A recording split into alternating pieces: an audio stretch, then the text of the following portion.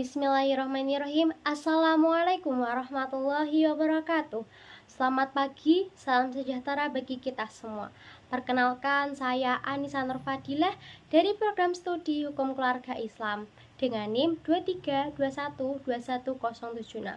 Pada kesempatan kali ini, saya ingin mempresentasikan hasil review book yang telah saya buat dengan judul Sejarah Hukum Acara Pidana, Alur Beracara, dan Asas-asas dalam Hukum Acara Pidana yang diterbitkan oleh Jurnal Media Akademik Volume 2 nomor 12 Desember 2024 yang ditulis oleh Gina Rototo Jana.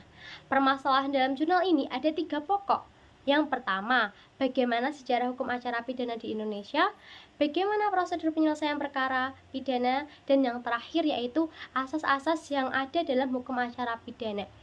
Tujuan penelitian ini untuk mengetahui dan memahami sejarah hukum acara pidana di Indonesia, memahami alur atau proses dalam menyelesaikan perkara pidana, dan yang terakhir yaitu untuk mengetahui asas-asas dalam hukum acara pidana.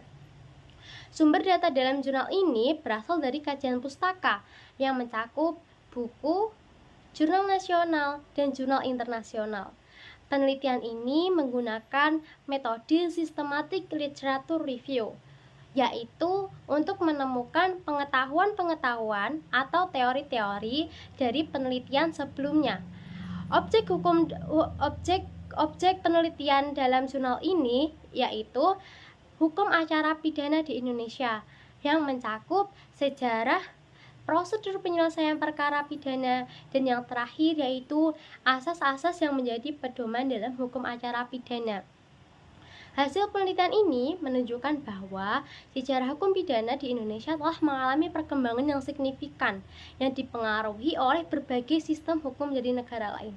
Awalnya, hukum pidana di Indonesia dipengaruhi oleh hukum adat, kemudian berkembang dengan pengaruh sistem hukum dari negara-negara lain, di antaranya negara Prancis, negara Belanda, dan yang terakhir yaitu negara Jepang.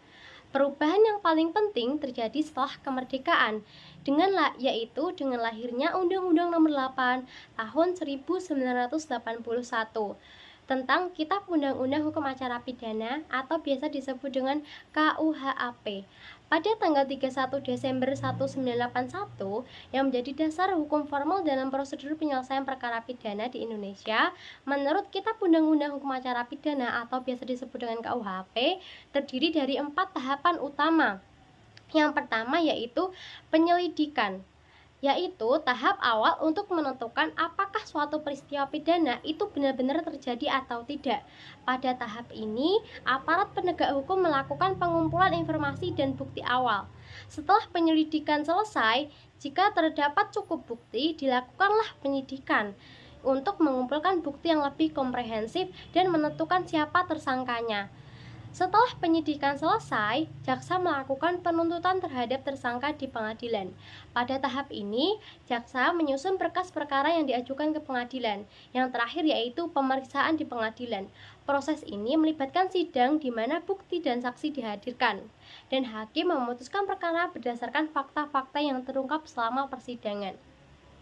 Prosedur ini bertujuan untuk memastikan bahwa setiap perkara pidana ditangani secara adil dan sesuai dengan hukum yang berlaku. Asas-asas hukum acara pidana mencakup yang pertama yaitu asas peradilan cepat, sederhana, dan biaya ringan. Jadi, keadilan harus dilakukan secara cepat, sederhana, dengan biaya yang terjangkau. Yang kedua yaitu asas praduga tak bersalah. Jadi, setiap orang itu dianggap tidak bersalah sampai bukti sebaliknya itu di pengadilan. Sebaliknya, dan yang ketiga yaitu asas bantuan hukum. Jadi, setiap tersangka berhak mendapatkan bantuan hukum untuk melindungi kepentingan dan hak-haknya. Yang keempat yaitu asas akusator, yaitu penuntut umum memiliki beban untuk membuktikan kesalahan terdakwa. Yang kelima, asas formalitas. Proses hukum harus mengikuti prosedur yang telah ditetapkan. Yang keenam, asas pengawasan. Jadi, mekanisme pengawasan dalam proses hukum untuk memastikan keadilan. Yang ketujuh, asas ganti rugi dan rehabilitasi. Terdakwa yang dibebaskan berhak atas ganti rugi dan rehabilitasi. Yang terakhir yaitu asas oportunitas, yaitu penuntut untuk umum memiliki kebijakan untuk tidak melanjutkan perkara dalam kondisi tertentu. Asas-asas ini bertujuan sebagai pedoman dalam pelaksanaan hukum acara pidana, memastikan bahwa hukum berjalan dengan adil sesuai dengan prinsip-prinsip keadilan. Kelebihan penelitian ini yang pertama yaitu pendekatan sistematis. Jadi menggunakan metode kajian pustaka yang sistematis sehingga dapat memberikan gambaran yang komprehensif tentang sejarah dan perkembangan hukum acara pidana. Yang kedua, analisis kualitatif. Teknik analisis deskriptif kualitatif memungkinkan peneliti untuk mendalami dan memahami konteks serta nuansa dari hukum acara pidana.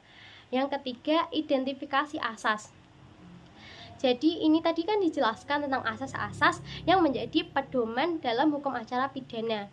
Dan yang terakhir yaitu kekurangan penelitian. Yang pertama, terbatasnya pada sumber tertulis. Penelitian ini bergantung pada sumber-sumber yang tertulis.